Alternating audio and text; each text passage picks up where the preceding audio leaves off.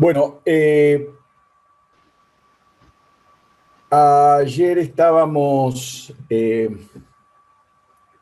alguna manera, yo quise tratar de reflejar algunos presupuestos o características que se vienen dando en el derecho continental que ponen en crisis la metodología tradicional.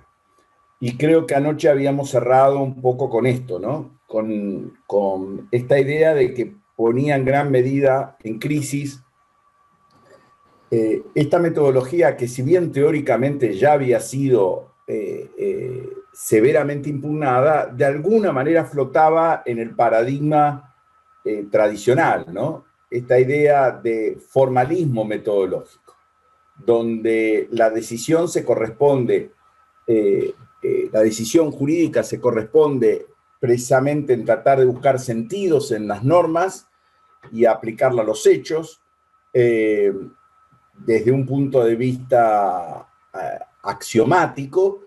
El modelo más característico era el modelo de la exégesis, ¿no? Donde el silogismo formal era la base del razonamiento jurídico. Indudablemente que vamos a ver, esto tiene su significación, pero es un momento solo de un razonamiento jurídico, dado que indudablemente esto podría llegar a ser el control último de un test de racionalidad última, pero indudablemente dice muy poco sobre cómo justificamos las decisiones, porque el razonamiento basado pura y exclusivamente en elementos formales nunca pueden llegar a evaluar la corrección o no de las premisas. Todos los hombres son verdes, Mario Chomé es hombre, Mario Chomé es verde, formalmente es correcto el razonamiento. Lo que no me impide la lógica formal es la evaluación, porque no está para eso, de la toma de posición frente a las premisas. Y esto, de alguna manera, genera indirectamente un alto grado de discrecionalidad de parte de quien está tomando la decisión, por ejemplo, el juez. Y esto ya lo había presentado el propio Kelsen, ¿no? La ilusión de seguridad jurídica pensando el derecho así. Bueno, de alguna manera, esto es lo que está presente en la mayoría de las teorías estándar de argumentación jurídica. Y uso específicamente la palabra estándar. Ya vamos a ver por qué. Porque de alguna manera las teorías estándar de la argumentación jurídica empiezan a surgir o a desarrollarse, sobre todo por las características que habíamos presentado del derecho actual, y en gran medida por la indeterminación normativa. Cuando tenemos un derecho altamente formado en sus normas por principios y menos por reglas, y entonces, bueno, ya se hace evidente que ese razonamiento formal no era un método adecuado para decir nada, o muy poco. Y entonces, y aparte, esta idea de Estado constitucional, sobre todo Estado democrático de derecho, empieza a hacer pesar la idea de la argumentación jurídica como dialógica, como intersubjetiva. De alguna manera, el modelo tradicional y el paradigma tradicional pensaban que cuando uno toma la decisión y argumenta, lo toma solo. O sea, el juez en un sentido monológico. Sobre esto voy a volver después. Hoy en día la intersubjetividad es una pieza clave y es una exigencia clave en la argumentación de nuestro tiempo. Bueno, estos son de alguna manera los disparadores de las teorías que vamos a llamar teorías estándar de la argumentación jurídica.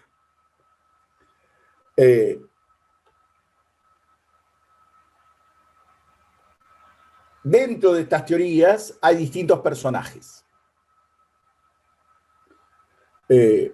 Van a escuchar los nombres de Perelman, de Fibeck, de Habermas, de Alexis, de Arnio, Atienza, Wroblewski, McCormick, Pechenik. Todos poseen en sus teorías un componente crítico de la metodología tradicional, pero también otro constructivo.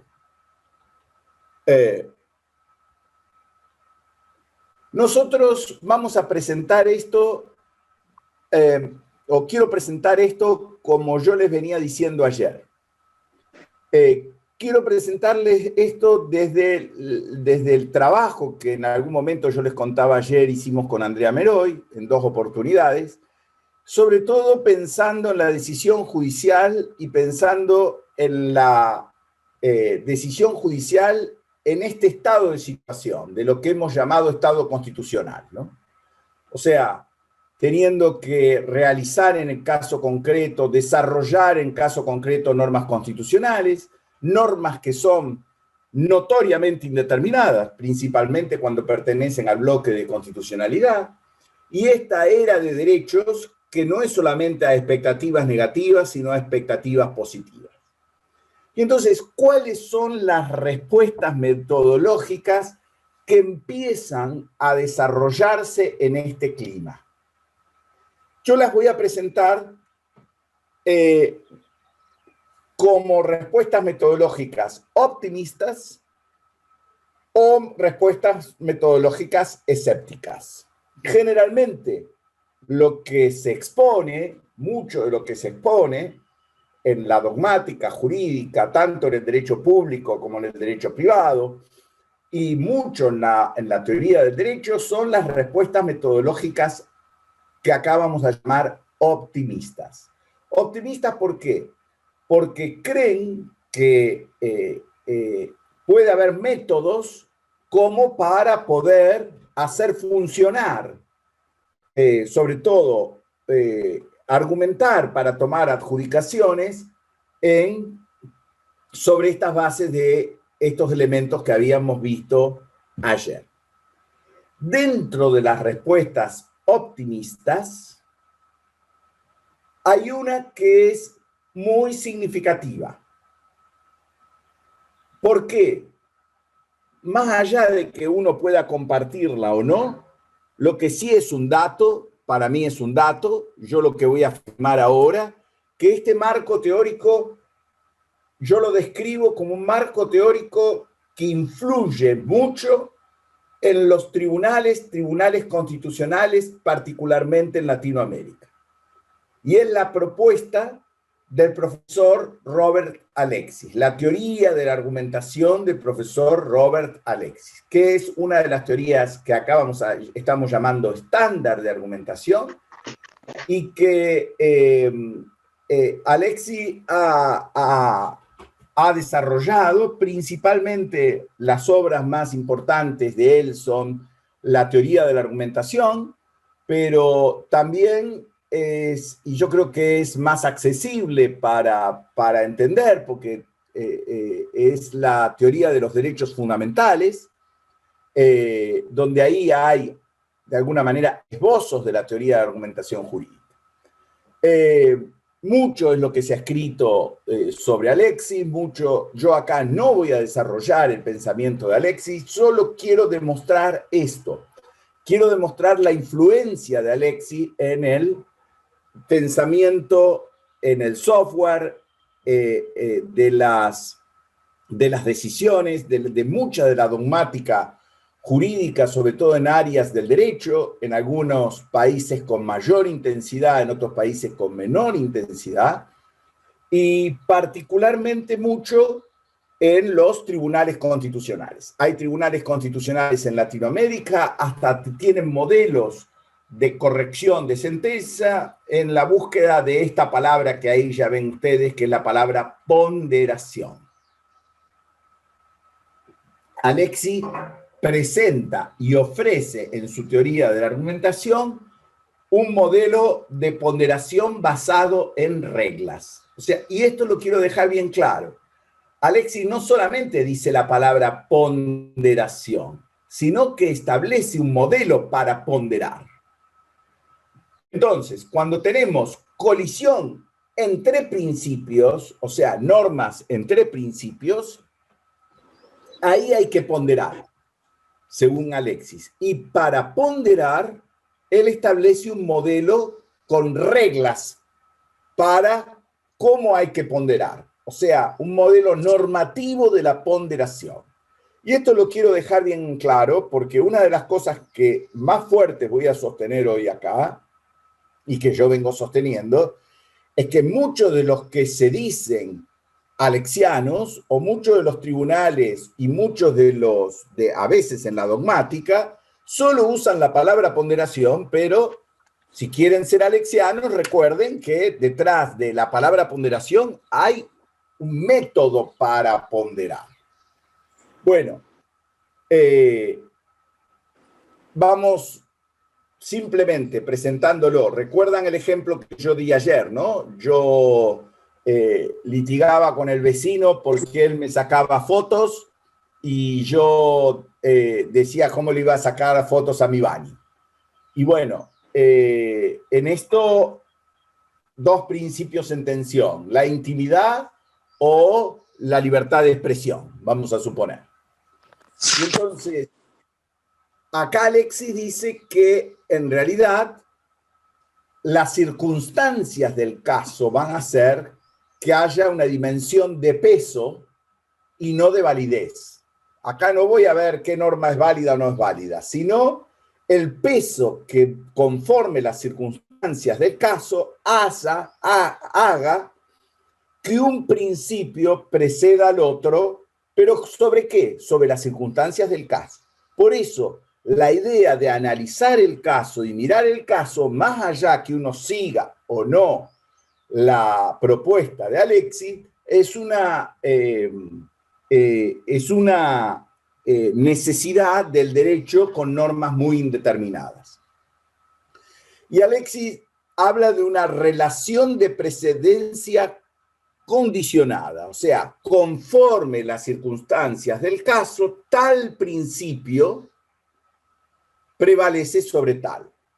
Está condicionada la prevalencia por las circunstancias del caso. Y él entonces trata de dar una fórmula, un método para hacer esta ponderación. Muchos la llaman fórmula de peso. La principal exigencia es el principio de proporcionalidad entre los conflictos entre los derechos constitucionales en tensión. Supongamos en el caso libertad de expresión y intimidad. Pero a su vez tiene distintas exigencias. Yo nada más las voy a enumerar, no las voy a trabajar, sino si alguien quiere, tengo hasta determinado tipo de documentación o textos que a ustedes les va a poder ser muy sencillo observar el análisis, por lo menos una primera mirada del análisis de Alexis sobre determinados casos. Por ejemplo, el principio de adecuación: el sacrificio impuesto al ejercicio de un derecho sea adecuado para preservar el otro derecho. El sacrificio impuesto a la intimidad sea adecuado para preservar la libertad de expresión. Necesidad: que el sacrificio impuesto a un derecho sea necesario para preservar a otro derecho. Ahora, mire, usted va a sacrificar mi intimidad y ese sacrificio, sí, conforme a las circunstancias de hecho, es necesario para preservar al otro derecho. Y después va a hablar de proporcionalidad en sentido estricto, que se afecte el ejercicio de un derecho en el menor grado posible que resulte compatible con la mayor satisfacción en el ejercicio del otro derecho. O sea, que se afecte mi intimidad en el menor grado posible para satisfacer el ejercicio del otro derecho. Bueno, venga un día puntual, saque todas las fotos que quiera, con eso sirve. Bueno, nuevamente, cada uno de estos elementos serán analizados conforme lo que me marca el caso, conforme las circunstancias de hecho que me marca el caso. Hay distintos, aparte Alexis va sumando exigencias en esta manera de ponderar, y hay distintos tipos de etapas que él establece. No voy a tratar de profundizar esto. Lo que yo quiero llegar es a tratar de mostrarles que Alexis va haciendo, a su vez, grados de importancia que llama escalas de niveles leve, moderado y grave, que hay que evaluar en cada caso. Y llega a esto, a una fórmula para ponderar. Yo no quiero que ustedes aprendan o desarrollen la fórmula. Yo lo que sí quiero mostrar es esta idea, que cuando no es decir ponderar como yo ponderaría si voy a cenar con Mengano o voy a cenar con Sultano. Hay todas unas reglas para ponderar en el pensamiento de Alexis, que se pueden compartir como que no se pueden compartir, pero si yo sigo, como muchos de los tribunales constitucionales y muchos de los jueces, sobre todo nosotros que tenemos un control difuso de constitucionalidad, muchas veces se toman y lo único que uno ve en esas sentencias o en esas decisiones es la palabra ponderación. Y a veces ni siquiera, no estoy hablando solamente de las decisiones judiciales, sino también estoy hablando de desarrollo dogmático, desarrollo doctrinarios. Hay mucha influencia de esto y se piensa en mucho que es una cosa es pensar que este es el método adecuado para resolver el problema de la indeterminación normativa de los, sobre todo, de las normas del bloque de constitucionalidad, y otra cosa es que se tome esto como una pátina que hay detrás, pero ni siquiera se la conoce ni se la utiliza. Tuvimos la suerte, yo tuve la suerte de tenerlo como profesor a Alexis en ese cursado, en ese primer cursado que hubo de argumentación jurídica en Alicante. Y ahí Alexis fue la primera vez que mostró su fórmula. Esto hace muchos años atrás. Y yo me acuerdo mi cara de sorpresa cuando vi esto, y que con una colega colombiana de Medellín contábamos los dos con una cara hasta yo te diría de perplejidad. Digo, yo tengo en la cabeza esto cuando estoy tomando decisiones sobre desde principios constitucionales. Mucho han discutido, puede ser que alguien pueda responder, no, es una idea regulativa. Es más, yo acá, cuando Alexis estuvo en Rosario, le hice a propósito la pregunta sobre la fórmula y él en alguna medida dijo que él veía con desagrado y hasta de que algunos tribunales hasta la habían llegado a exponer la fórmula en sus propias sentencias. Mi interés no es evaluar en concreto la fórmula, sino de alguna manera mostrar una perspectiva optimista como método para decidir en estos casos, en los casos sobre todo difíciles y trágicos, y sobre todo partiendo de pautas de principios constitucionalizados.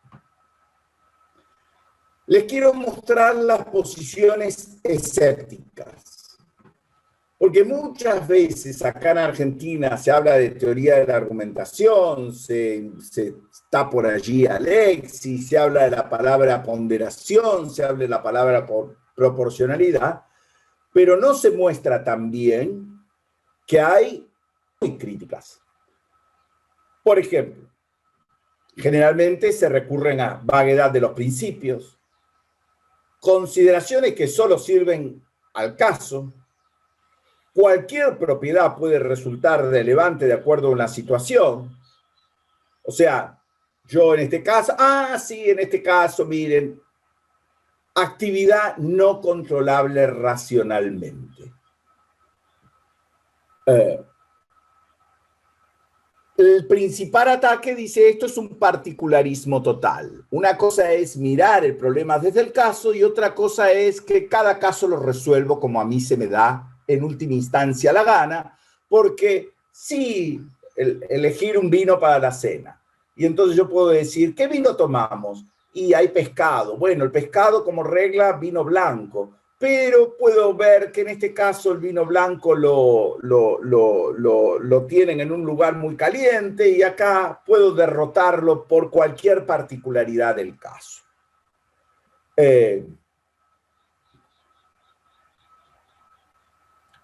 Hay algunos que dicen y advierten que hay una manera de huir del particularismo.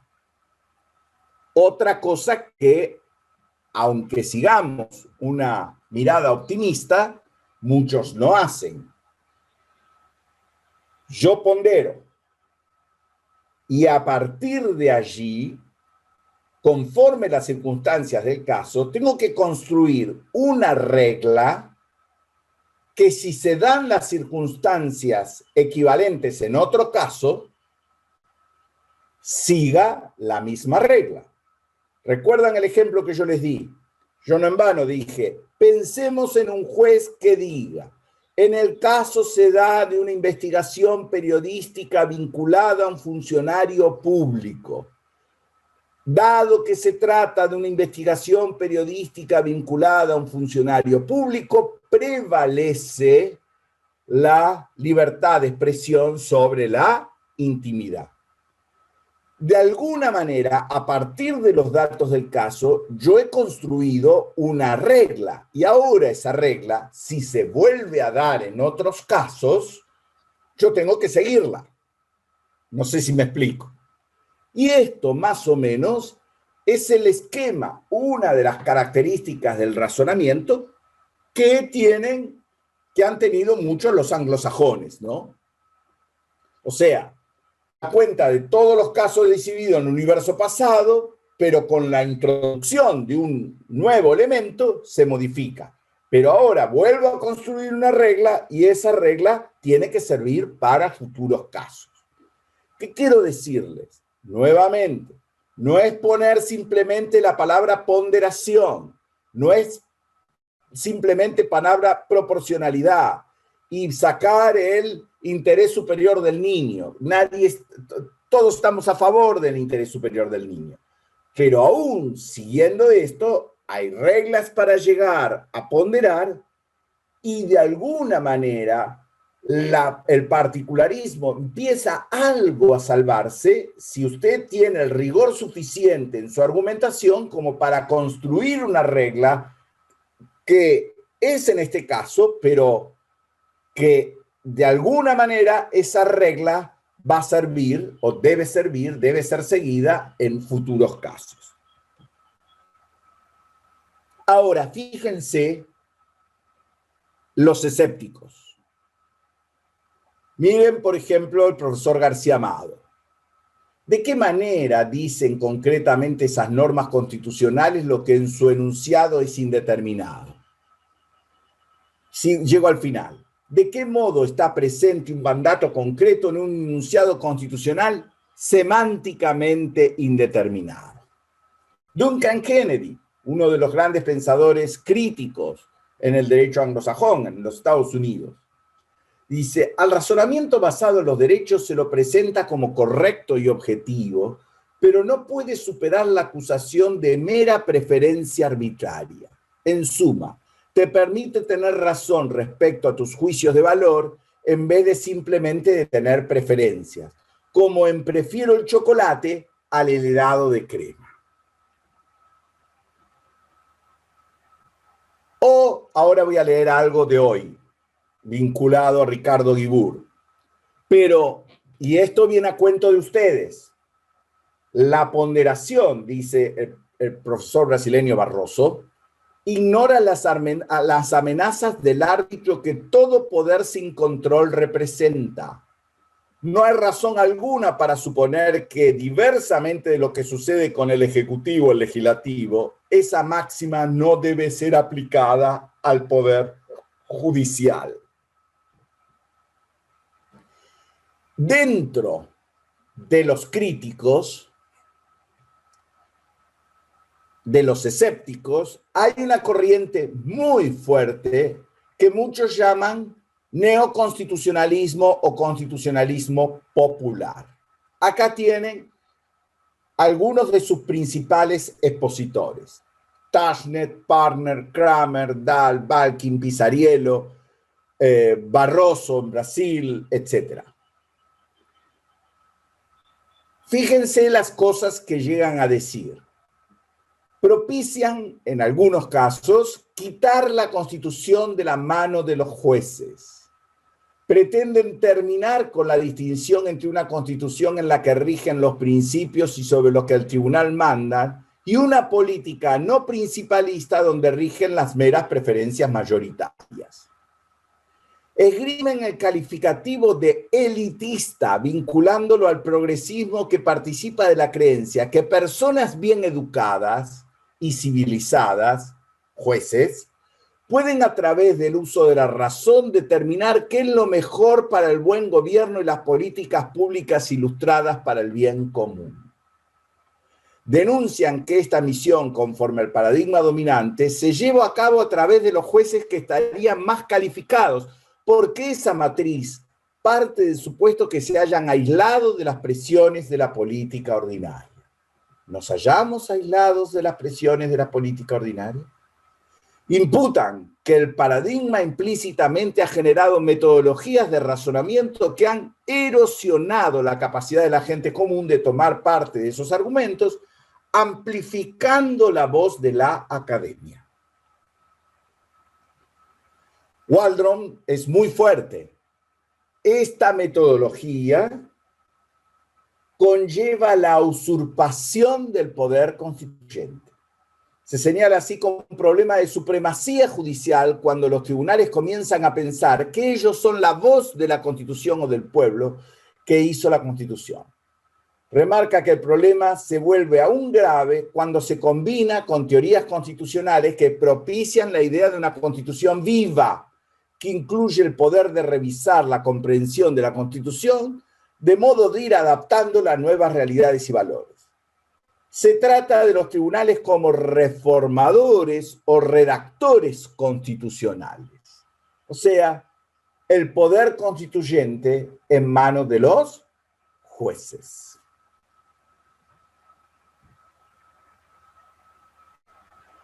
Pisariello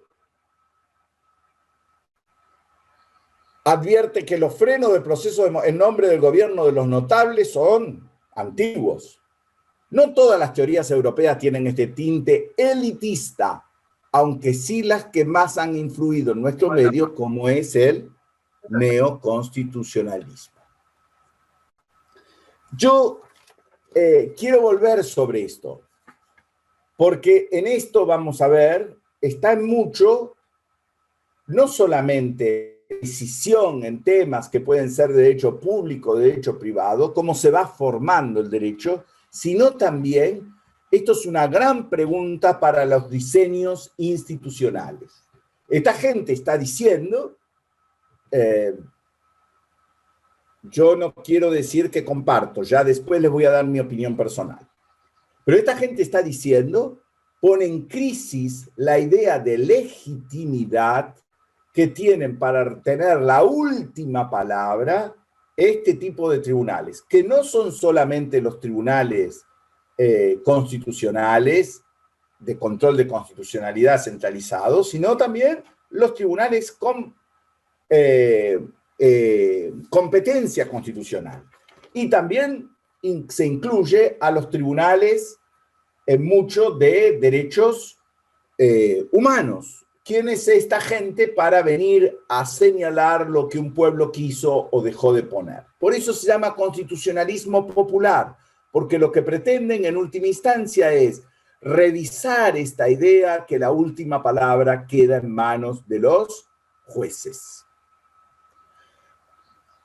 Por ejemplo, a partir de un libro de Tashnet, yo si quieren después le paso el enlace, es muy interesante esto, se ha formado uno de los últimos libros de Tashnet, ya tiene un par de meses, un simposio, se puede acceder online, sobre discutiendo el libro, y en gran medida ese simposio estuvo paralelo con las elecciones en los Estados Unidos, porque la gran preocupación es, mire, si llegara a ganar un presidente opuesto al actual, por ejemplo, un presidente demócrata, ¿qué significado tiene?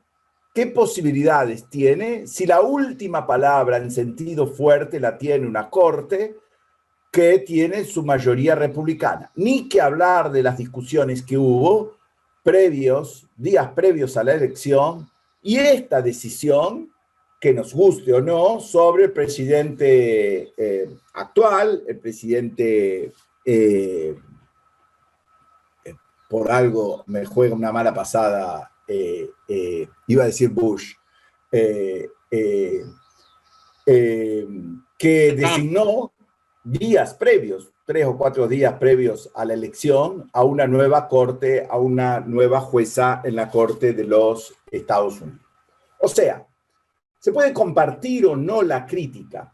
Yo lo que quiero poner sobre la mesa es el significado que tiene esto por el tema. El tema no era un juego de palabras, no era el juego solamente Estado constitucional, normatividad indeterminada, la era de derechos. Detrás de esto se pone en crisis el esquema jurídico, político, que en gran medida nos generó la modernidad. Indudablemente los juicios de valor por lo que pasan y las soluciones estarán en cada uno de ustedes. Hoy, en el día de hoy,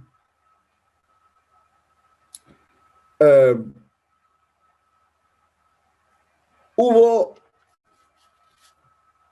o por lo menos a mí me llegaron, uno de ellos salió publicado hoy. Otro de ellos, creo que es publicación de ayer y de hoy.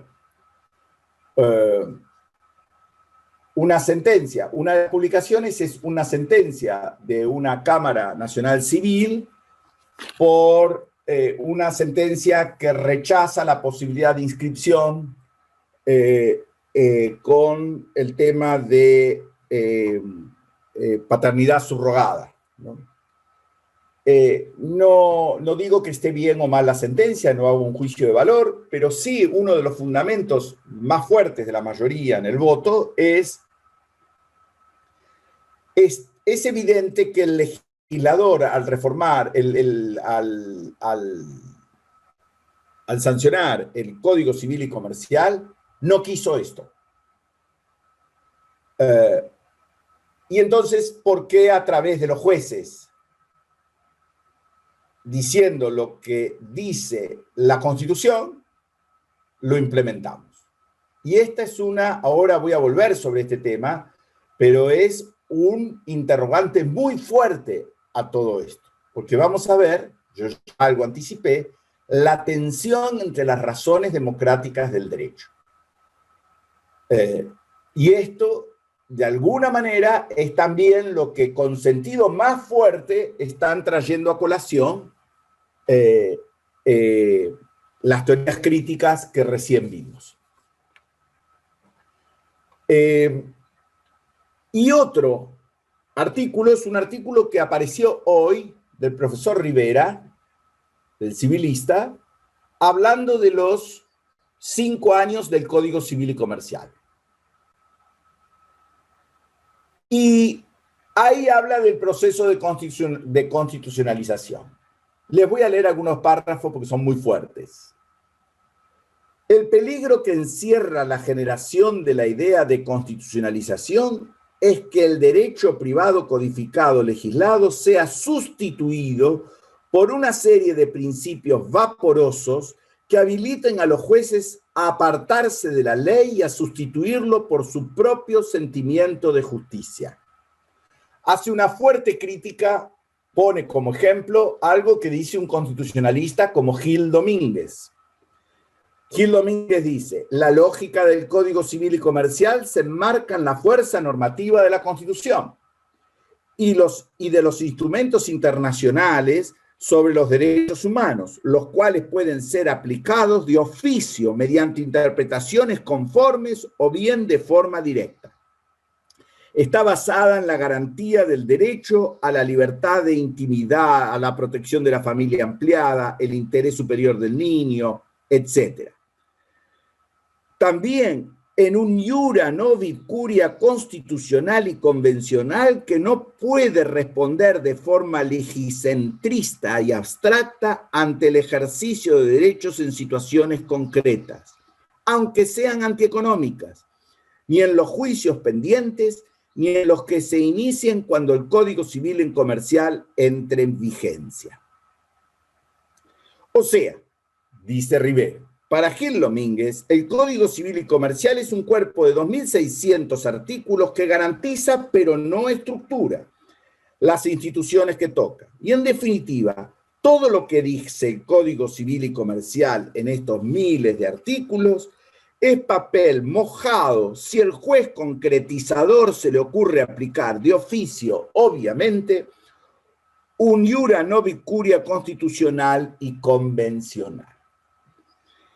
Y trae a cuento, yo había citado, pero trae a cuento, dentro de los escépticos, uno de los más importantes es un teórico muy significativo como es Ricardo Guibur, que dice: no podemos evitar la tentación de transcribir unos párrafos de una columna de opinión de su autoría, donde dice Guibur: basta leer los artículos 1, 2 y 3 y 10 para advertir que el legislador se siente más próximo al sermón de la montaña que de la descarnada precisión del Código de Napoleón, y que al reservarse una función moralmente rectora, renuncia a la función de establecer criterios operativos para cederla en la práctica a los jueces.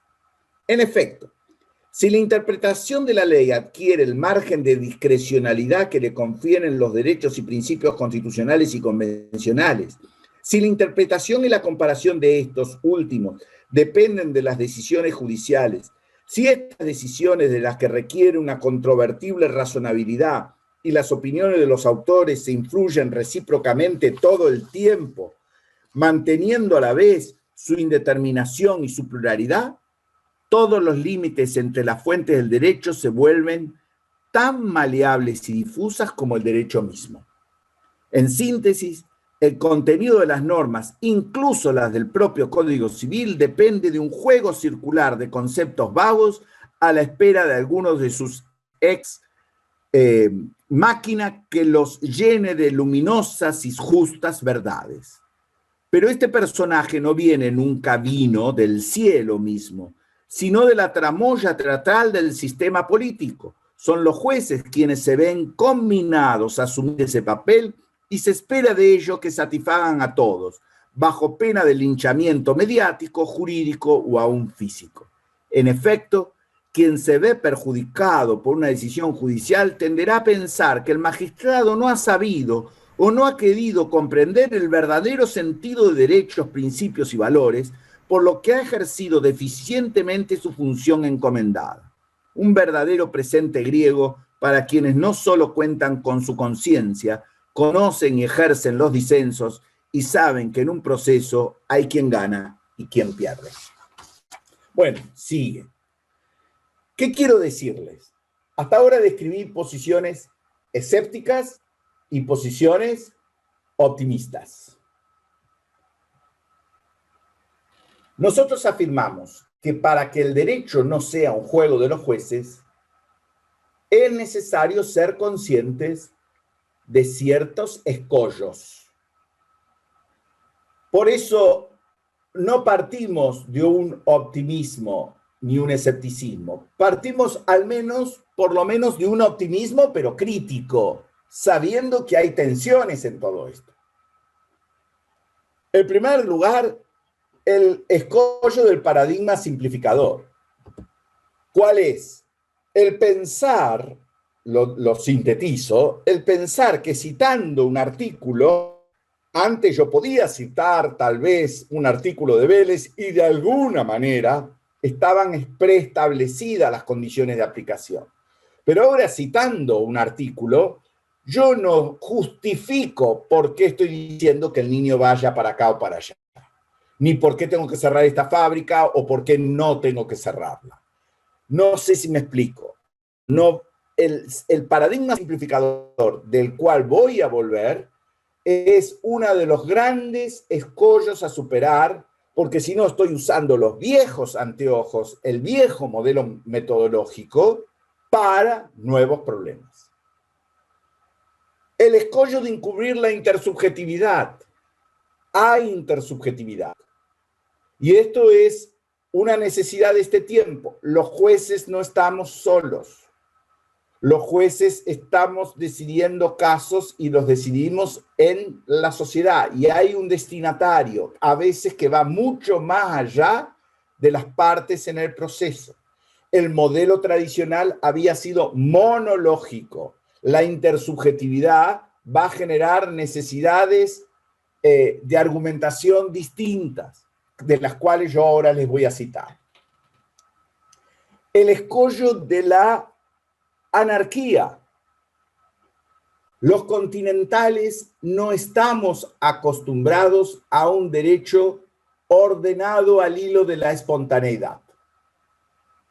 Venimos de un derecho planificado, pensamos de un derecho planificado. Los anglosajones sí, en un derecho que se va ordenando con un esquema de modelo seguimiento, donde ahora para apartarme del modelo, de cuando yo me tengo que apartar, tengo que asumir el significado de lo que quiere decir, lo que significa el apartarse. Acá creemos que aplicar jurisprudencia o aplicar casos es buscar el sumario que nos conviene para justificar una decisión. Eso no se inserta en el modelo de un derecho formado a partir de decisiones judiciales. El Dworkin, del cual yo tengo mis críticas, o mis opiniones divergentes, si se puede. Yo no tengo autoridad, pero hay una imagen muy fuerte que él pone y que yo siempre la repito. Dice, la decisión jurídica, sobre todo la judicial, es como de un novelista en cadenas. ¿Qué es un novelista en cadenas? Es aquel que escribe una parte de una obra, pero hay otros que también la escriben. O sea, esto pasa mucho ahora en las series, ¿no? Vieron que, o películas, o series que el capítulo tal lo dirige tal, el capítulo tal. En mi época, cuando yo era joven, había muchas series de este tipo y había muchos bestsellers de este tipo. Pero bueno, ¿cuál es la regla? A mí me dieron el segundo capítulo y tengo que saber cuál era el capítulo anterior, quién era el protagonista. A ver, y yo no puedo matar al protagonista porque si no me tengo que hacer cargo de qué historia dejo, la historia que recibo y la historia que dejo. Nosotros estamos acostumbrados a trabajar con un marco de decisión que mucho es lo que cada uno descubre de ese marco de constitucionalidad. Indudablemente, el no tener, y los anglosajones lo tienen porque tienen cientos de años con un esquema cultural de pensar desde lo particular. Nosotros no lo tenemos. Entonces es un escollo, es un desafío.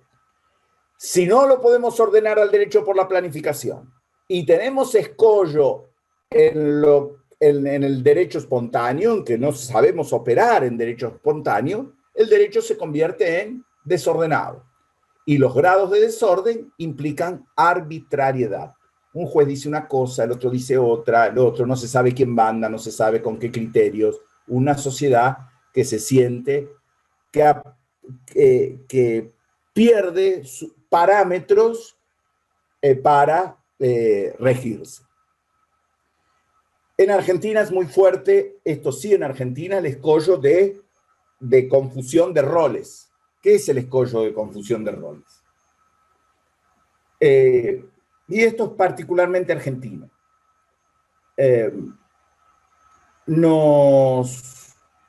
Nosotros pensábamos el derecho continental, sobre todo el francés, como producto del legislador.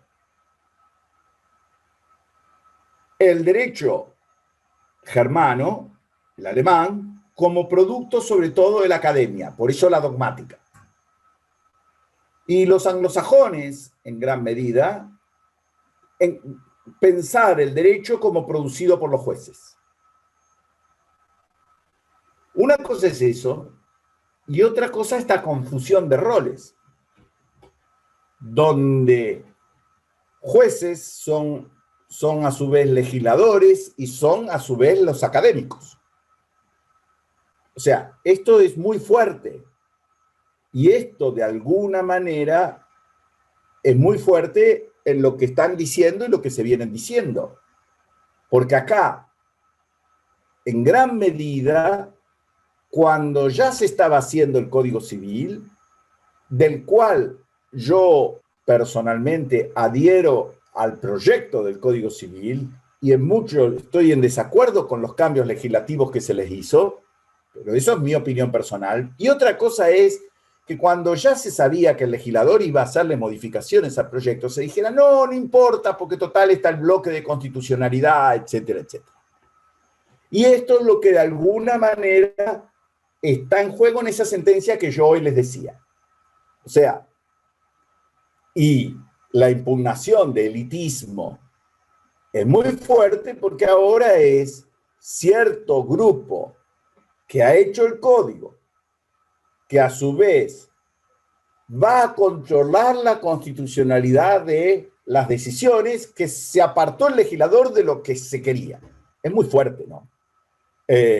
Y a su vez, en determinado momento es como la doctrina prevaleciente. Entonces se va generando un círculo de conformidad que indudablemente las posiciones escépticas son muy duras.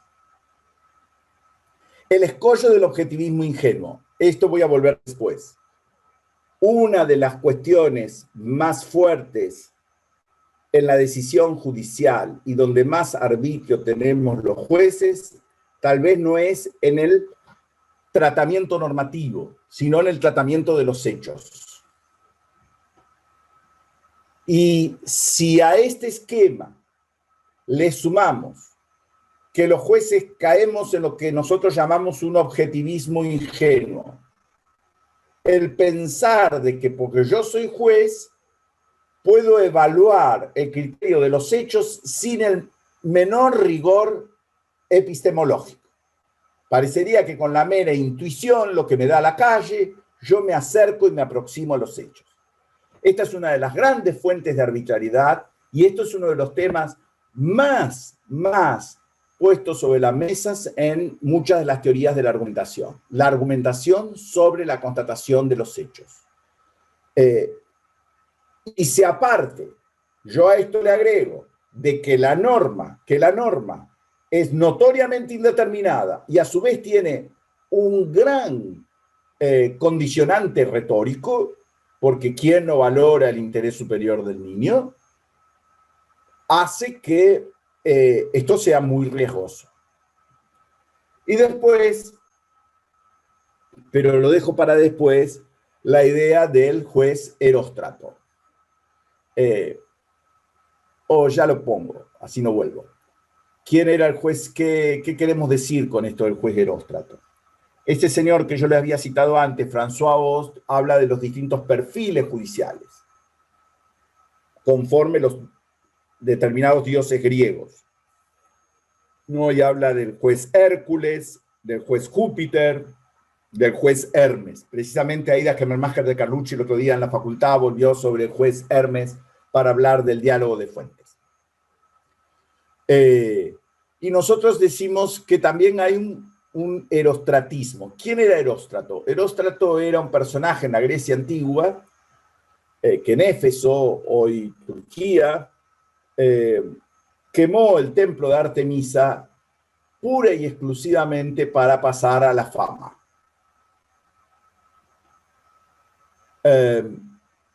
Y entonces,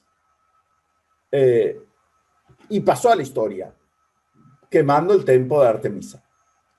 La psicología posterior habló del complejo de Eróstrato. Y en este tiempo es un elemento muy fuerte en la cultura actual. La cultura de yo soy en la medida en que mi existencia vale, en la medida en que tiene presencia. ¿Presencia en dónde? Por ejemplo, presencia mediática. Yo no soy por lo que soy, sino por lo que mi exposición es, mi consideración en función de determinadas pautas sociales. Y esto hasta es más, hay personajes que yo escucho a la mañana, me los mencionan y yo digo, ¿qué? Pero no, hace presencias, ¿no? Y cobran. Bueno, esta vocación de ser y demás es muy fuerte, y también es muy fuerte, hace también a la personalidad, mayor o menor grado, de los jueces. Y entonces puede ocurrir, y de hecho mucho ocurre, la necesidad de dictar decisiones para ser, porque si no estoy en determinado espacio, no soy. Y esto no solamente en medios masivos de comunicación, sino tal vez dictar sentencias para estar, que las lean, y que las publiquen, y que se las comenten, etcétera, etcétera. Hay mucho del ostratismo judicial en el esquema actual de decisiones, sobre todo con a ver quién está más a la moda y quién puede decir algo que a veces que no tiene nada que ver con el caso concreto. Bueno, ¿cuál es nuestra propuesta? O un optimismo crítico o un escepticismo moderado. Yo diría optimismo crítico. Yo asumo el Estado constitucional y asumo el mundo que me rodea, pero asumo los escollos metodológicos que esto tiene. Y para eso, para asumir esto, es que nuestra propuesta, recién en el Congreso de Filosofía, me causaba, por un lado, la satisfacción, pero bueno, uno de los conferencistas, el profesor Zuleta Puseiro, que tal vez ustedes lo han escuchado porque habla mucho de encuestas políticas y hace, decía de que es incuestionable de que en este tiempo hay que llegar a asumir el pensamiento y la complejidad del fenómeno jurídico. Simplemente, ¿a qué vamos a apelar? A la complejidad, tanto en el material a tener en cuenta, como en la manera de entender la argumentación. O sea, de nuestro punto de vista, creemos que mucho para superar esos escollos hay que hacerse cargo de la complejidad del fenómeno. Y la complejidad del fenómeno implica complejidad en el material a tener en cuenta cuando tomo decisiones y sobre todo cuando decisiones jurídicas que adjudican derechos, como en las distintas dimensiones de la argumentación. Esto es asumir el pensamiento complejo.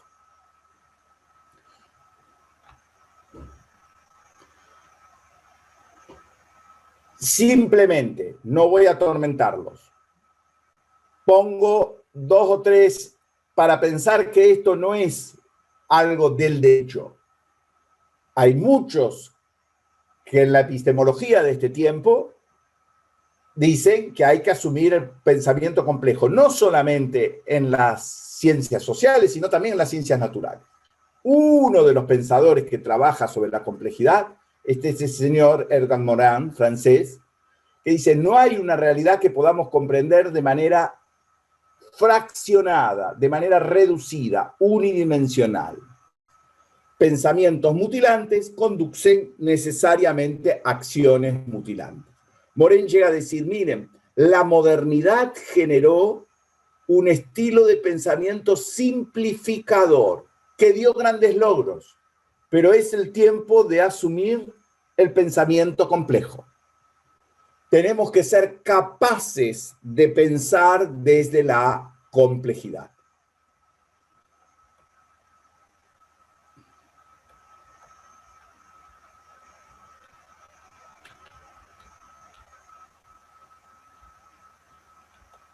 Esto yo les hablé. La idea de complejidad está presente en muchísimos autores en el derecho, en muchísimos autores. Dentro de esos autores, por ejemplo, Norberto Bobbio, que dice, miren, yo no puedo resolver un problema jurídico tomando decisiones jurídicas simplemente pensando en normas. Y habla de marcos teóricos o mentalidades jurídicas que son reduccionistas normativistas, reduccionismo por la validez lo llama él. En cambio hay otros que quieren pensar solamente en soluciones, en hechos para solucionar. Y hay algunos marcos teóricos que radicalizan estos aspectos, y él lo llaman reduccionismo por la eficacia. Y hay otros que piensan en hacer justicia, sin mirar las normas y ciudad. Y entonces habla del reduccionismo por la justicia. Él dice, comprender el fenómeno, la complejidad del fenómeno jurídico implica comprender que cuando tomamos decisiones jurídicas trabajamos con normas, pero también trabajamos con hechos y también trabajamos con valoraciones. Son muchos los marcos teóricos que ya dicen esto en nuestros días. En Latinoamérica esto tuvo una presencia muy fuerte. La mayoría de los teóricos jurídicos oriundos, los más significativos oriundos de Latinoamérica, con distintas designaciones, con distintos, hasta con problemas terminológicos entre ellos, con distintos enfoques, hablaron de esto. Por ejemplo, Miguel Real en Brasil, por ejemplo, Recassensiches, por ejemplo, García Maínez, por ejemplo, Fernández Cesariego en Perú, y en Argentina, nada más ni nada menos que Carlos Cosio. Algunos hablaban de tridimensionalidad, como Real y Cesariego. Cosio le molestaba esa palabra, pero Cosio también veía la idea de normas, conductas y valores en juego. Nosotros, muchos de ustedes lo saben, seguimos en gran medida lo que propició y después desarrolló otro profesor, lo propició el profesor Goldschmidt, la teoría trialista, que de alguna manera nos dice esto. Miren, cuando toman decisiones, trabajan dentro de un marco de posibilidades de normas, pero también dentro de un marco de posibilidades fácticas y dentro de un marco de posibilidades axiológicas. Sobre todo con el desarrollo que tuvo a partir del pensamiento de Ciro Caldani. Entonces, para analizar el caso, necesitamos herramientas para preguntar por las normas, pero también para preguntar en el conflicto, para preguntar por los hechos y también para preguntar por los valores. Y esto, de alguna manera, lo que van a hacer, tratando no de analizar casos para ver si me gustó o no la solución, sino a ver si le podemos preguntar, si tenemos alguna metodología de preguntas sobre la normatividad, sobre lo fáctico y sobre lo axiológico frente al caso. Y eso es lo que ustedes van a trabajar en gran medida a partir de en los días de mañana y pasado, y por eso los casos que ustedes tienen allí. Yo ahora vuelvo para atrás y me voy a meter en la complejidad de la argumentación.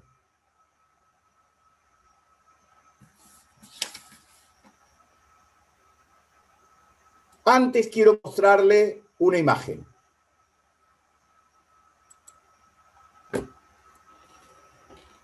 Aquí quiénes tenemos acá?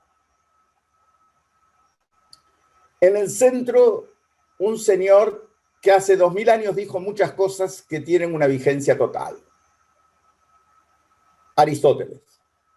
Yo es más, mi propuesta de argumentación va a ser en gran medida las de los, no teorías estándar de la argumentación, sino en mucho de las teorías de la argumentación general de este tiempo. Mucho esas teorías de la argumentación general tienen en gran medida el apoyo de ideas que dio el señor Aristóteles hace más de 2000 años. Dos personajes ahí arriba. El de anteojos es un señor que se llamaba Perelman. Este señor era un polaco que vivía en Bélgica y que, bueno, sufrió la guerra y era un hombre que venía de la lógica dura, venía de la lógica de Frege, pero después del nazismo, de lo que pasó, se preguntó por la justicia, porque era un jurista también. Discúlpenme.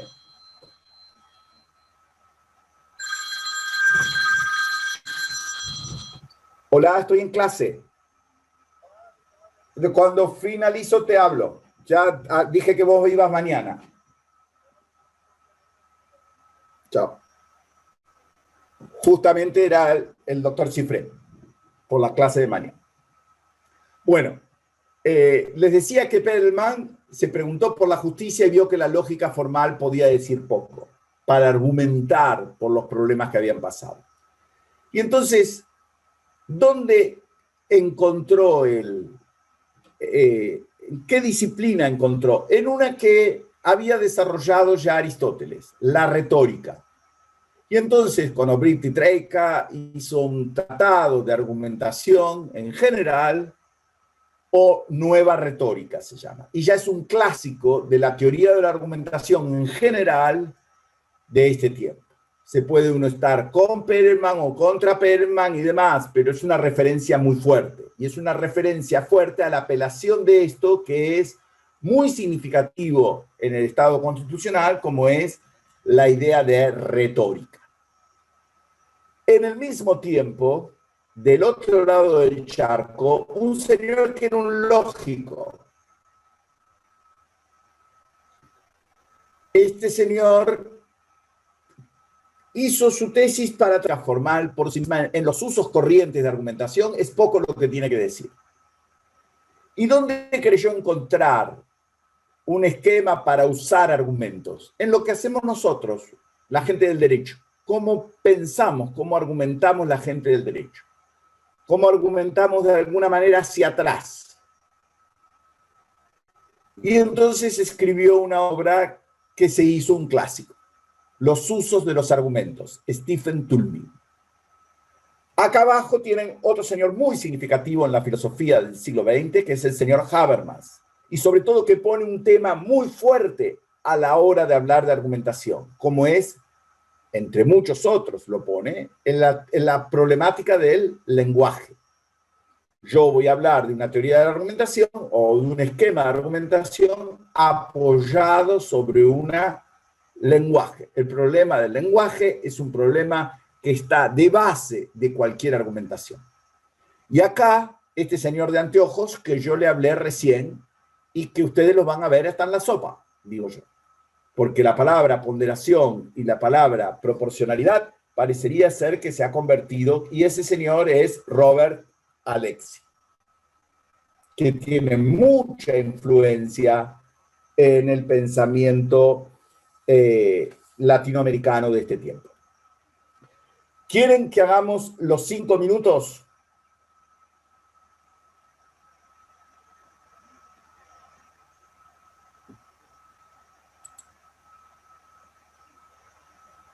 Partimos 5 minutos, ¿puede ser? Bueno. Porque los veo que ya Bueno. lo mismo. 8:15, pero y cuarto en punto empiezo.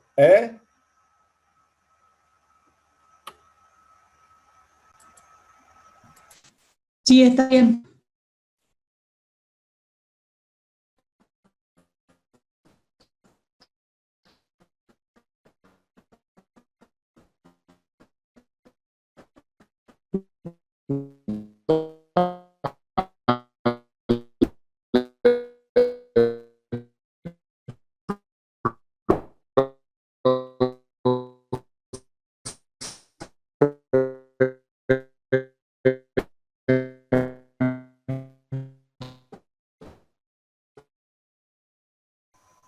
Ya la palabra argumentación vinculada a la idea de argumento, fíjense desde el propio diccionario, ya nos va mostrando dos ideas en principio distintas.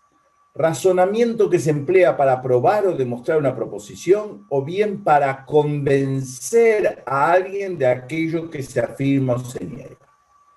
Estas dos ideas han jugado históricamente a la hora de cómo se construye la palabra argumentación.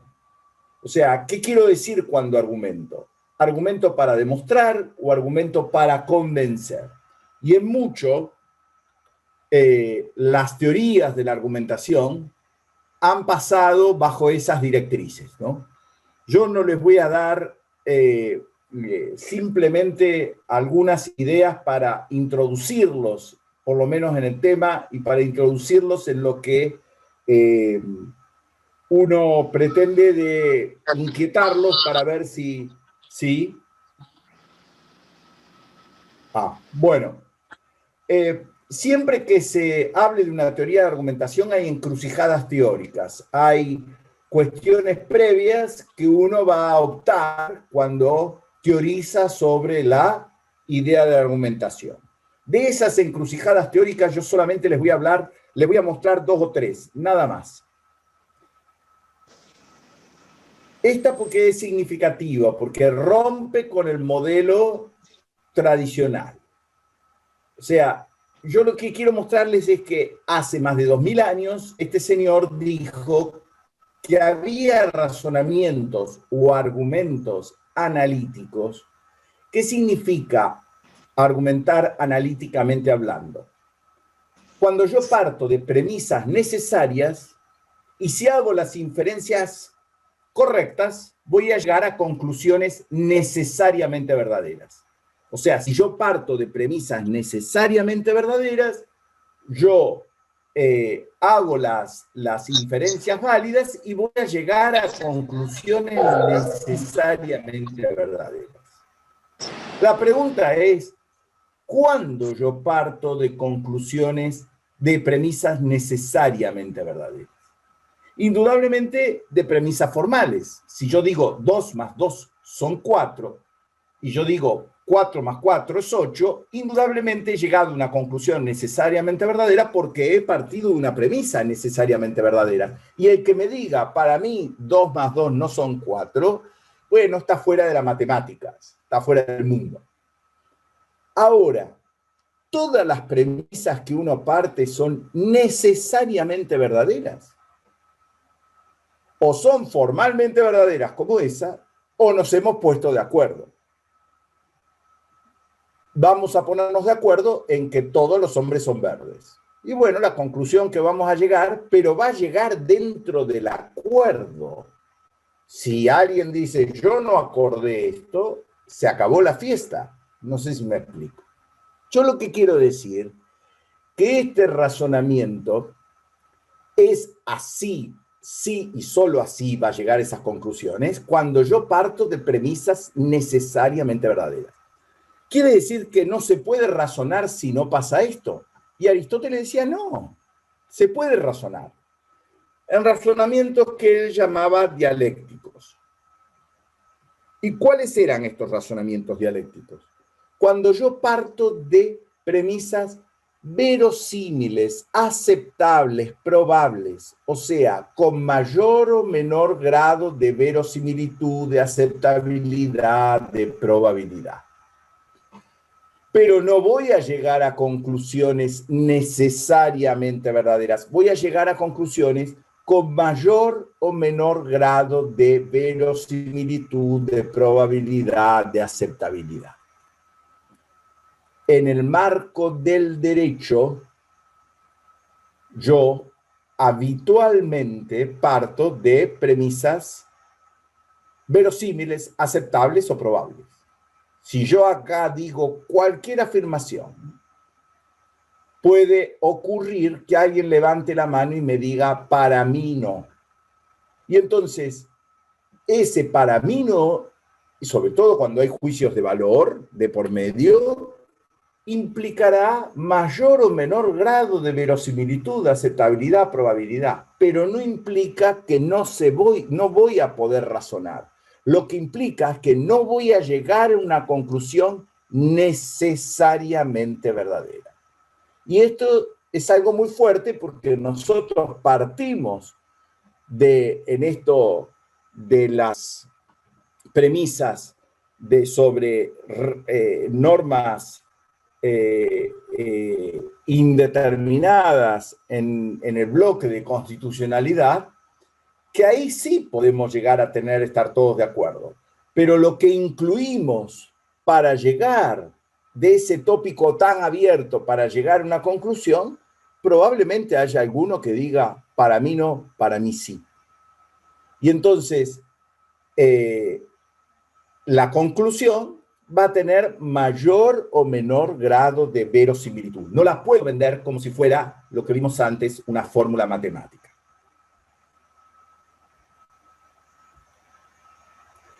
Cuestión de diálogo-monólogo. Habitualmente, la modernidad nos generaba un pensamiento monológico, sobre todo en lo jurídico y sobre todo en la decisión judicial. Uno le hablaba, era el juez que decía, conocía el derecho y lo decía, pero no se lo decía a nadie. O sea, era como que yo le hablaba a la computadora, no le hablaba a la máquina de escribir, a lo que fuera. Hoy hay la intersubjetividad. Ya no es solo la conciencia conocente del sujeto, sino se convierte en conciencia pública. Hay un sujeto destinatario.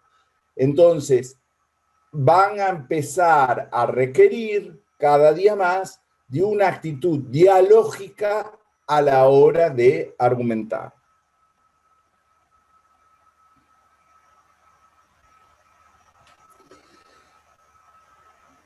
Lo que le queremos presentar es esto.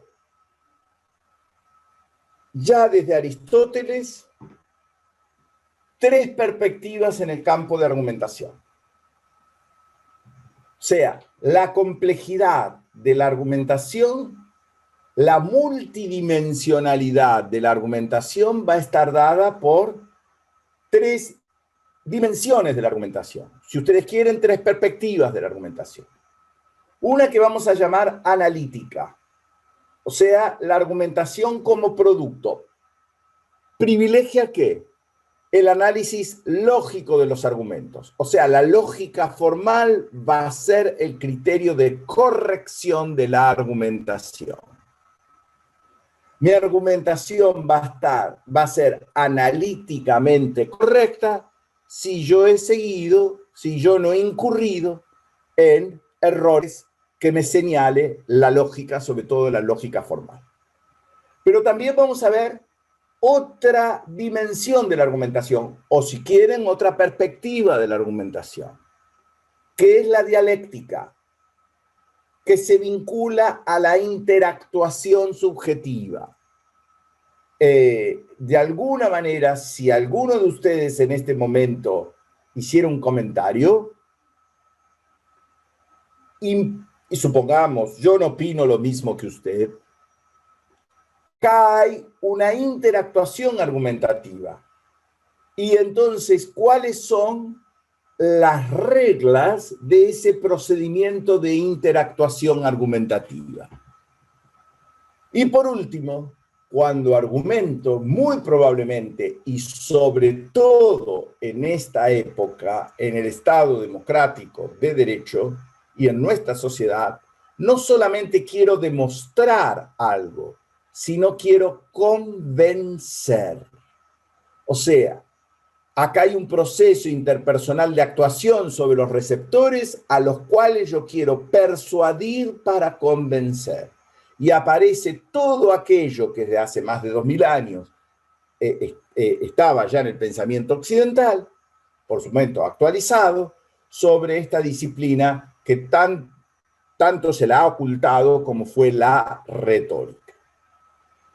El profesor Atienza, que es quizás en habla hispana uno de los más difundidos en teoría de la argumentación, habla de tres concepciones de la argumentación. Una formal, que es lo que nosotros estamos llamando analítica, la dialéctica y la retórica están en lo que él llama la pragmática, y él habla de la concepción sustancial, que es, de alguna manera, los contenidos de los argumentos. ¿Qué es la argumentación analítica? El centro de la argumentación analítica es la lógica, sobre todo la lógica deductiva.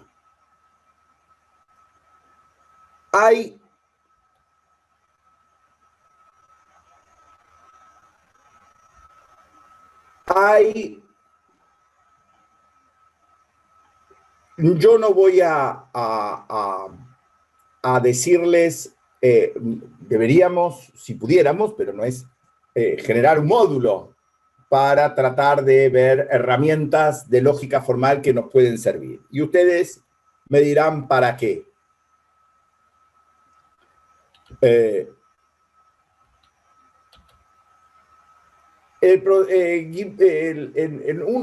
¿Para qué me puede servir porque me da rigor al pensamiento? ¿Y esto qué? Y esto es muy fuerte. No voy a poder resolver nada más que el sentido formal, pero es muy significativo por lo menos tener la intuición de mejorar nuestras inquietudes lógicas. Hay una imagen que presenta en un libro que es de Guibur y otros, Lógica, Proposición y Norma, y comienza el libro diciendo, mire, voy a un restaurante y me pongo a discutir con el mozo sobre el precio de la comida. Y entonces le empiezo a decir que no puede ser, que esto haya costado tanto, porque yo simplemente comí una pasta con salsa, y la salsa esta, y el precio del tomate, y que de aquí, que de allá. Indudablemente, si yo empiezo con esos argumentos, el mozo a los 2 segundos me mira que este loco de dónde salió, me dice, pague y váyase y no vuelva nunca más. Pero hay un argumento muy fuerte que yo sí puedo decirle, si es que puedo decirle, y que es inapelable. ¿Y qué es? Mostrarle la cuenta y decirle, está mal hecha la suma. Bueno, ¿qué es lo que me va a dar la perspectiva analítica de la argumentación? Hacer la suma. O sea, es que ustedes miren la sentencia, por ejemplo, yo acabo de... Y dicen, mira, Mario, esto es incorrecto porque esta conclusión no se infiere de estas premisas. Y entonces, ¿tengo que hacer un curso de lógica para saber argumentación analítica? No. Pero sí puedo hacer para mejorar mis intuiciones lógicas. Y hay una serie de herramientas que indudablemente ayudan a esto. Y les digo algo más. Desde el punto de vista que vamos a ver dentro de un ratito, retórico, no hay argumento más convincente y que termine la discusión que el decirle al otro, dirás lo que dirás, pero lo tuyo no sigue las reglas de la lógica. O sea, que hasta con un sentido pragmático, mejorar nuestras inquietudes analíticas de alguna manera tienen instrumentos que hasta pueden ser muy operativos a la hora de enfrentar lo que muchas veces enfrentamos, porque el derecho, sobre todo en el proceso, es conflicto, y el conflicto es conflicto entre argumentos. Indudablemente, el tener K es algo que no se puede obviar. Otra cosa es reducir la argumentación a los postulados que me puede dar esta perspectiva analítica. ¿Qué es la dialéctica?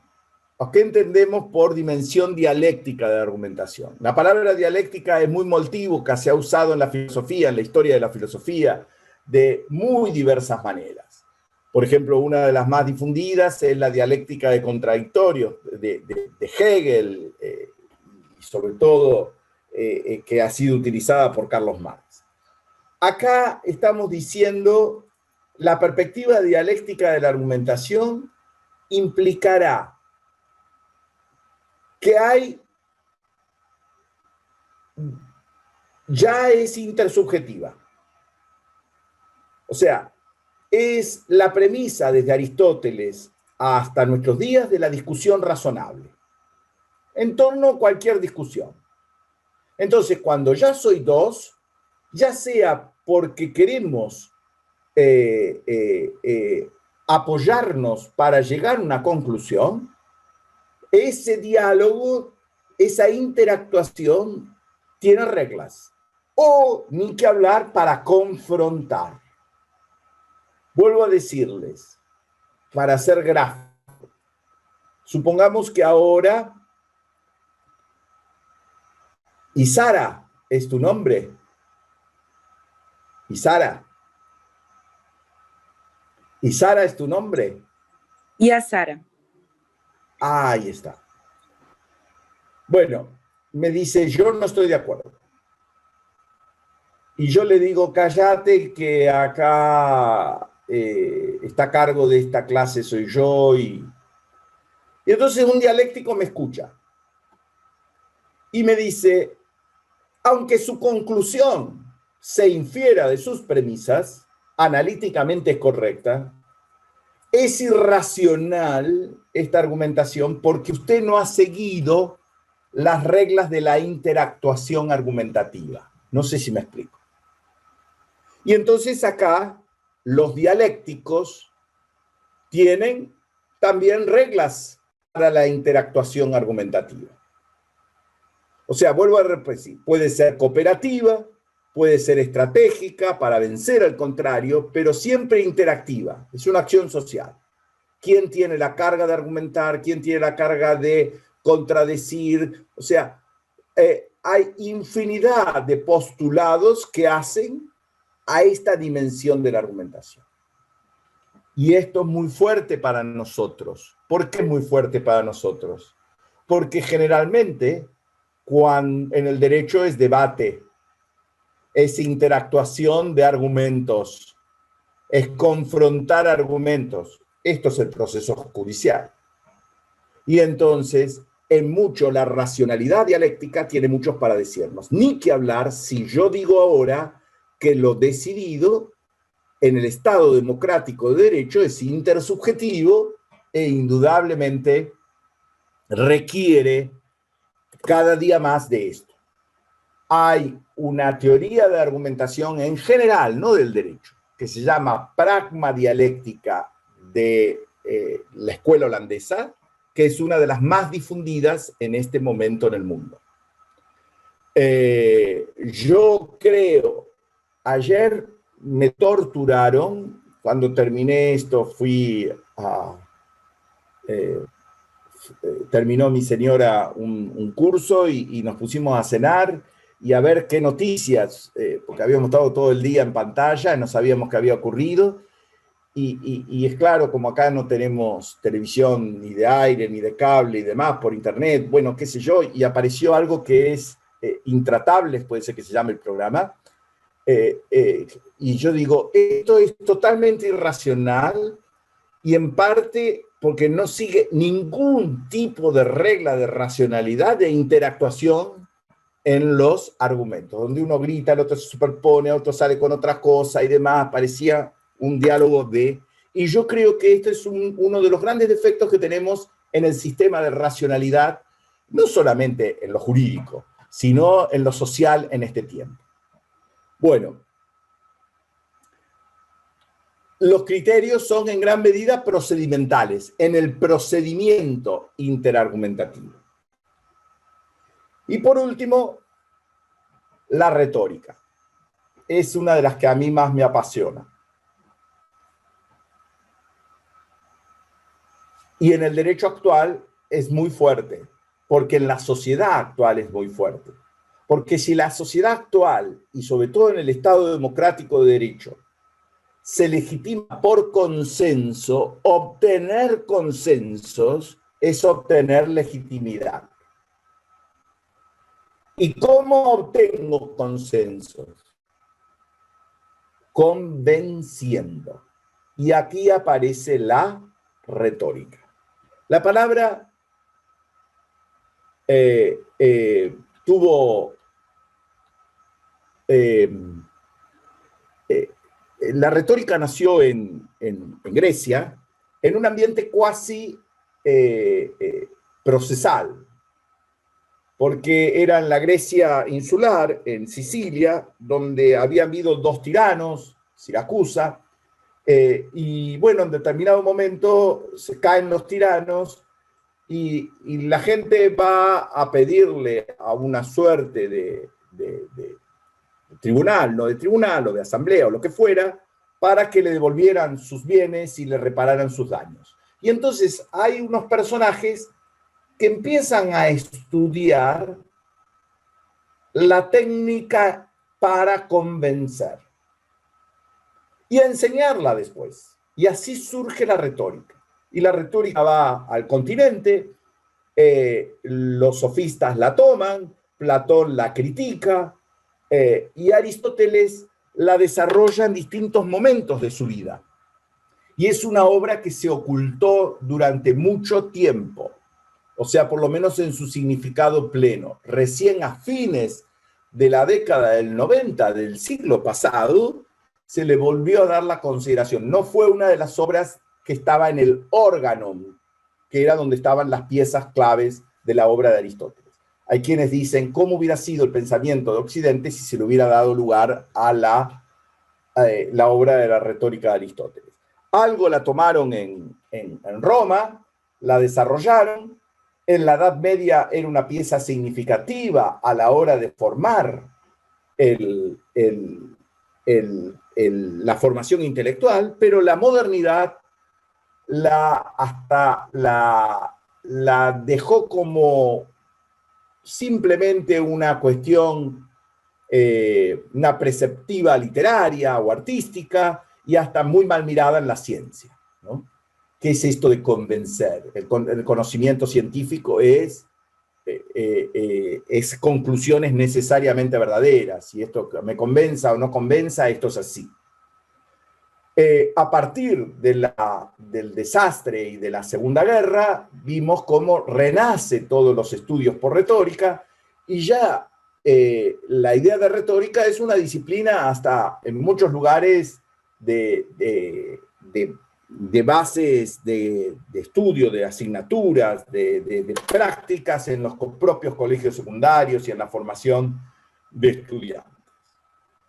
Bueno, indudablemente la idea de retórica es muy fuerte en nuestros días y la idea de retórica está fundamentalmente construida sobre la idea de convencer. Entonces alguien persuadir para convencer. Cuando yo estoy diciendo persuadir para convencer, no quiere decir persuadir para melonear. Alguien puede llegar a decir, sí, usted me puede persuadir, y Aristóteles ya contestaba esto, decía, mire, sí, la medicina, el arte de la medicina puede servir para curar y también para matar. Acá para convencer. Yo pretendo y he pretendido estos días no solamente demostrarles algo, en mucho he pretendido también convencerlos. Y entonces, si pretendo convencerlos, ¿qué quiere decir esto? Persuadir para convencerlos, para que ustedes dentro de su autonomía y dentro de su racionalidad acuerden con lo que yo estoy proponiendo. El derecho en este tiempo y el Estado social de derecho requieren mucho de retórica. Y ya en gran medida esto también es una necesidad en las decisiones judiciales. Si el derecho va produciéndose cada día más a partir de lo que van diciendo los jueces, indudablemente la fuerza de convicción de la sentencia es algo muy significativo para construir convicción social. Esto lo decía ya Carlos Cosio hace muchísimos años en un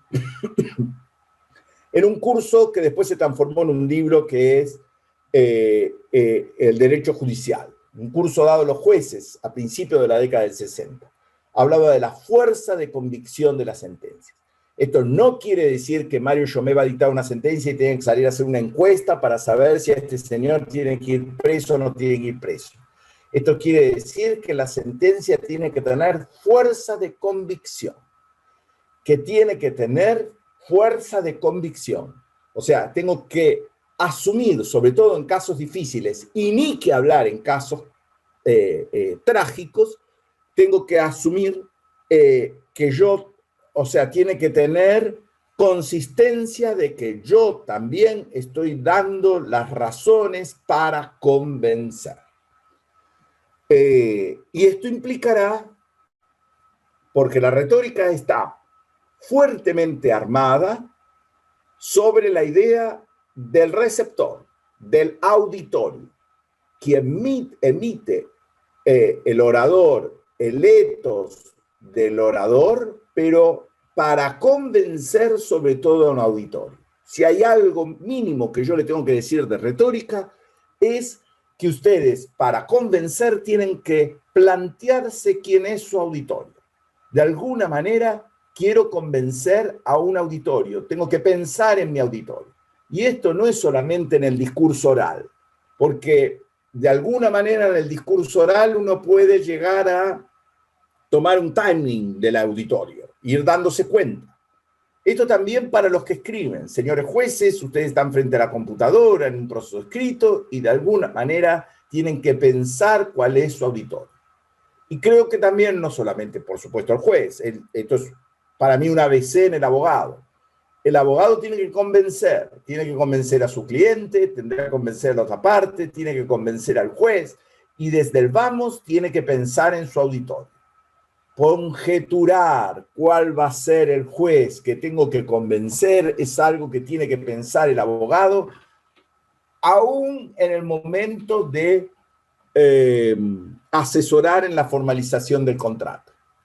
Entonces, en mucho, la retórica es una perspectiva o una dimensión de la argumentación que en este tiempo se presenta. El modelo tradicional, el paradigma tradicional, en gran medida reducía la idea de argumentación en algunos aspectos de lo que llamamos acá argumentación analítica. Un reduccionismo argumentativo que en un Estado constitucional de derecho, cuando yo tengo principios abiertos y demás, indudablemente yo tendré que usar herramientas para demostrar, pero también para convencer e interactuar. Y por supuesto que esto va a requerir, las tres dimensiones van a trabajar en todo el material que me exige la complejidad. Porque yo simplemente citando normas, en el caso no voy a convencer a nadie. Porque sí, estoy de acuerdo en el interés superior del niño. Pero ahora, ¿por qué usted me pide que este niño vaya a tal lugar? Indudablemente, ahí van a tener que convencer sobre e interactuar sobre aspectos normativos, pero sobre aspectos fácticos. Y también sobre las preferencias, sobre los valores que están en juego. Entonces, esta temática indudablemente abre a la idea de complejidad. Vuelvo a decirles, tanto en la materia como en el marco de la argumentación. Antes de irme, y antes de que ustedes sigan mañana, yo quiero citarles también algo que de los temas de argumentación jurídica, hay uno que está muy sobre la mesa. En este momento la jornada de filosofía del derecho están trabajando sobre esto, en mucho, mañana, pero no es porque las jornadas, hace años que se viene trabajando sobre esto, procesalistas, constitucionalistas, sobre un aspecto de la argumentación. Nosotros decimos un aspecto de la argumentación de hechos. Para nosotros la argumentación de hechos es más que esto, pero hay un aspecto de la argumentación sobre hechos que es muy relevante, que es sobre la constatación de los hechos. Y esto es lo que se vincula a argumentación y prueba. El lema es este: no es lo mismo resolver conforme una corazonada que hacerlo con criterios idóneos para ser comunicados. O sea, si hay un lugar donde, como yo les decía hace un rato, más arbitrio tenemos los jueces, no es tanto en las normas, sino en el trabajo de los hechos, particularmente en si ocurrió o no ocurrió algo. Y esto me dirán ustedes, esto es prueba. No es solo prueba. Además de los criterios institucionales de prueba, lo que viene diciendo esta gente, no actúe con sesgos, no actúe con corazonadas, con criterios para ser comunicados. Lo que nos van a empezar a exigir es, o lo que ya empiezan a exigir, es criterio de racionalidad, para ponerle un título, epistemológica. Y siempre hay una resistencia a motivar los hechos, porque siempre hubo un desprecio por el tema de la motivación de los hechos. Parecería que la calle me da suficientemente indicio para saber si miente o no miente, para saber si esto fue así o no fue así, y ni que hablar con la idea que esto se agudiza con la inmediación. La oralidad tiene muchos beneficios, pero puede hacer creer que porque yo estoy frente a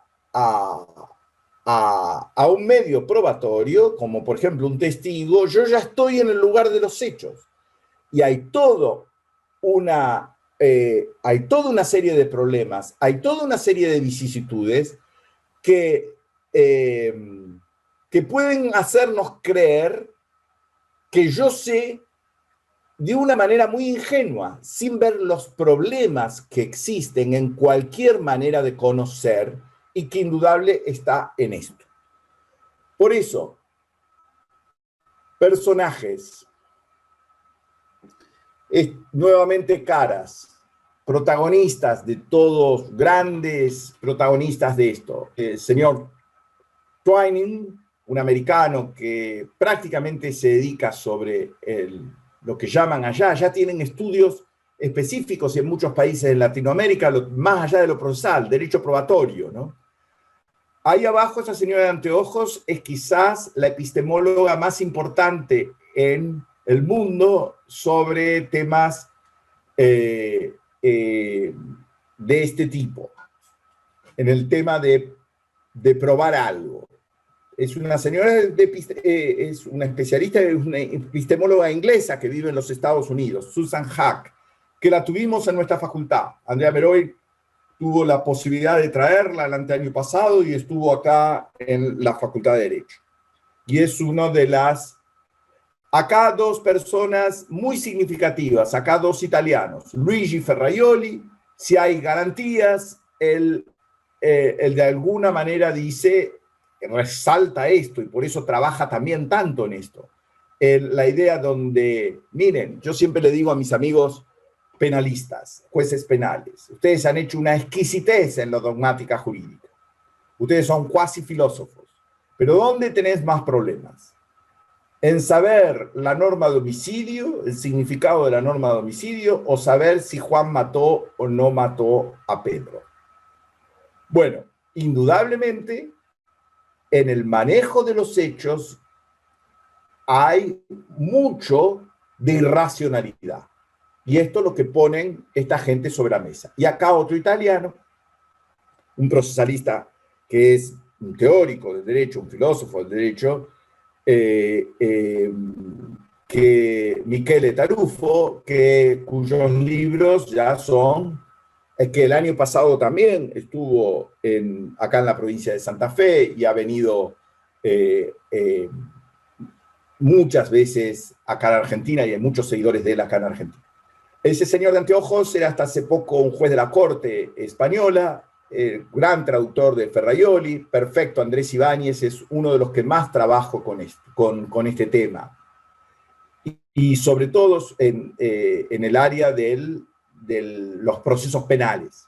Y ahí una profesora española, también Marina Gascón Avellán, cuyo libro ya es un clásico, ¿no? Argumentación sobre hechos. Por último, Daniel González Lagier y Jordi Ferrer, que hablan mucho de toda esta temática. Nosotros hemos seguido mucho el pensamiento de Daniel González Lagier, y Jordi Ferrer es uno de los que más ha trabajado y más influye en las ideas de estándares de prueba y todo esto. Bueno, yo quería dejarles la presentación de este tema, porque como inquietudes, indudablemente son presentaciones de tema. Cuando argumentamos, nosotros postulamos la idea de que hay distintas maneras de entender esto de la argumentación y que en este tiempo más que en otros es necesario argumentar analíticamente, pero no reducir nuestra argumentación a presupuestos analíticos. La dialéctica y la retórica tienen mucho para decirnos en este tiempo. Y a su vez, la materia donde argumentamos. Quizás el tema de la argumentación de las normas hoy en día se abre imprescindiblemente, ahora ya no hay tutía, por lo menos a los hechos, porque la norma me dice muy poco. Simplemente me dirá respeta el medio ambiente, respeta al consumidor, la obligación de no dañar, me da muy pocos elementos. Y entonces el trabajar con los hechos es una necesidad imprescindible aún para construir la propia norma. Creo yo que si no queremos caer en optimismos ingenuos o en un escepticismo total, indudablemente nos tenemos que hacer cargo de la complejidad. No quiero dejar en el tintero, antes de irme, una opinión. Yo pongo a los fuertes críticos de este neoconstitucionalismo y demás, no porque yo comparta la idea última de decir que hay que quitar el control de constitucionalidad de los jueces o de los tribunales. Siempre uso una imagen, que es una imagen clásica, que es la imagen que dicen que un molinero le mandó a decir al emperador en Berlín. Cuando el emperador quería hacer un palacio y vio fundía y que había un molino ahí que molestaba. Y le dijeron, saquen ese molino. Y es de un molinero. Bueno, sáquenlo. Y el molinero dijo, no, yo no quiero irme de acá. Y entonces, miren que está el emperador. Sí, pero hay tribunales en Berlín. Esa fue la famosa frase de decir, y yo, como ciudadano ahora, yo tengo la esperanza de que esta idea de que haya un control en el sistema, una palabra que yo tenga que ir a recurrir para garantizar mis derechos, ya sean expectativas negativas o expectativas positivas. Yo espero tener esa posibilidad. Pero, ojo con no caer en escollos, porque puede hacer estallar el sistema. Esta gente no está diciendo cosas alocadamente, está diciendo cosas porque estos niveles de concentración en las decisiones jurídicas en manos nuestras tienen ya sus problemas y pueden llegar a tenerlos. Indudablemente en ustedes está el desafío, sobre todo no para las soluciones concretas, que sean de derecho privado o lo que sea, también para los diseños institucionales. Tal vez uno de los grandes desafíos en Argentina sea repensar los diseños institucionales para dónde ir a golpear la puerta. Tal vez llegó el momento de pensar en otro tipo de tribunales. Hoy escuchaba una charla, mejor dicho, veía a mi señora escuchando una conferencia de quizás uno de los especialistas latinoamericanos que más saben de acciones de clase. Gili es un brasileño que vive y enseña en Estados Unidos. Y entonces les hablaban, algunos de ustedes van a trabajar, por lo que vi en sus temas, sobre las acciones de políticas públicas, acciones procesales para generar e incitar políticas públicas. Y respondía, miren, yo los entiendo, hay omisiones severísimas, pero ojo a quienes le están dando poder para resolver estos problemas. En primer lugar, con los problemas prácticos que esto implica, ¿no? Porque ahora viene este juez que ha dicho de que acá en la comuna de Brasil tal tiene que haber una defensoría de tal tipo. Y el alcalde o el intendente o el que sea me dice, pero no hay enfermeras. Ah, pero La Plata ahora ya dijo el juez que tiene que ir para esa defensoría o lo que fuera. Entonces, en segundo lugar, ¿quién controla? Porque a ese alcalde lo voto o no lo voto, a ese juez no. Y son perpetuos. O sea, no sé si me explico. Yo quiero que haya tribunales en Berlín. Quiero que haya jueces independientes. Quiero que esos jueces tengan permanencias en sus cargos. Necesito de ellos. Pero estamos frente a un gran desafío. Un desafío que implica un serio interrogante.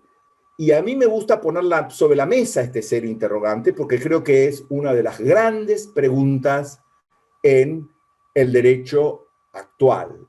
No en vano son estas discusiones, más allá de las cuestiones políticas en Argentina. Fíjense que en todas partes está, bueno, a ver cómo elegimos a los jueces, a quién ponemos de jueces, a quién sacamos de jueces, etcétera, etcétera. Y es uno de los temas que está en el escenario de discusión. Y creo yo que lo tienen que tener en el escenario de propuestas porque en muchos de sus temas va a estar esto. Vuelvo a repetir, mi opinión es que yo como expresión, como juicio de valor, como en mi tabla de valores, quiero que sigan habiendo jueces en Berlín. Necesito tener alguien para golpear la puerta para que respeten mis derechos fundamentales.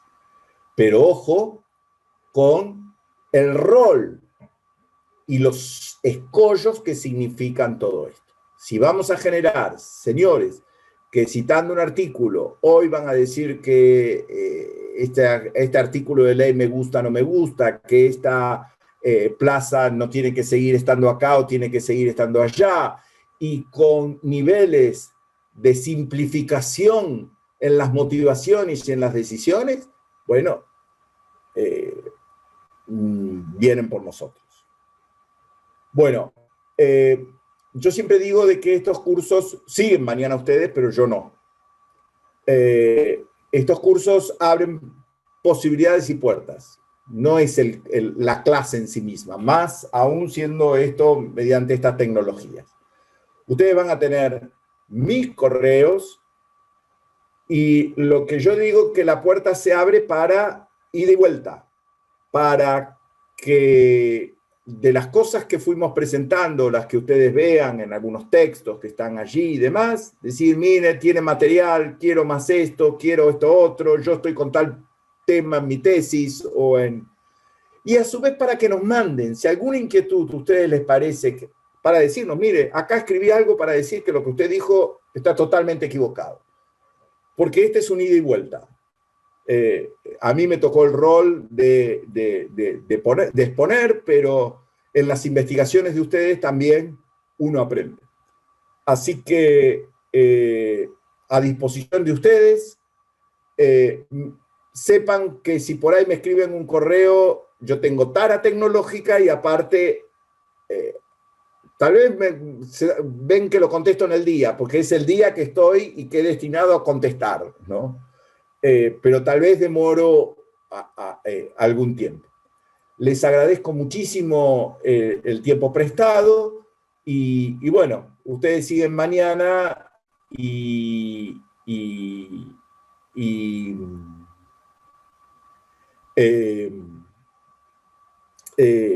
Hay algo que ahora se me ocurrió que si no van a estar pendientes. ¿Cómo hacen para probar el módulo? Y yo no dije nada. Todas las variantes, los tiempos de cuándo tienen que presentar el trabajo, eso lo decide la dirección de la carrera, la coordinación de la carrera. Analizar un caso. Analizar algún tema a través de un autor, para que se entienda el significado del trabajo. Porque para mí el trabajo es la tesis. Estos son simplemente para acreditar módulos. Si nosotros exigimos un trabajo que sea casi una tesis para esto, ustedes van a tener tantas tesis como trabajo y nunca van a hacer su tesis y nunca se van a recibir. Una vez en un curso de epistemología, un epistemólogo nos dio esta posibilidad y yo siempre se las doy también. Dice, escríbanme una carta, no importa la extensión. No voy a valorar tampoco la corrección o no de las afirmaciones de ustedes. Lo único que voy a valorar es si hay alguna idea que me implique el proceso de retroalimentación sobre lo que pasó en el curso. Entonces, por ahí ustedes dicen, usted dijo que el control de constitucionalidad o dijo tal cosa, yo no comparto. Una sola regla para cualquiera de las variantes. Cuando hablan ustedes, hablan ustedes. Cuando habla otro, de la manera que quieren, dicen que está hablando otro. Pueden hacer un trabajo que sea una carta con todos de ustedes. Punto. Ni una cita, no importa. Pero si tomaron algo de alguien, pongan de la manera que ustedes quieran, esto está tomado de tal lugar. Eso sí se los pido porque es una regla básica más en un curso de posgrado, ¿no? El corte y pegue sin citar es una cosa que nos ponen en un compromiso complicado. Entonces, las variantes que quieran, los momentos para hacer el trabajo es cuando digan la coordinación de la carrera. Y bueno, ¿hay alguien? No sé si Juliana, vos querías preguntarme algo o no.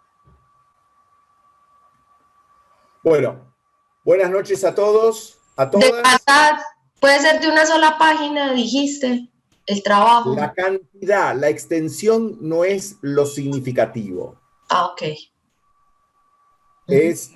Hubo tesis doctorales que la de Nash, que ganó el premio Nobel y demás, fue muy breve. Y con eso revolucionó no solamente la economía y un montón de disciplinas, etc. Por supuesto que tenga entidad. Ok. Gracias nuevamente. Hasta luego. Y a disposición de ustedes. Hasta luego, doctor. Muchas gracias. Hasta luego, doctor.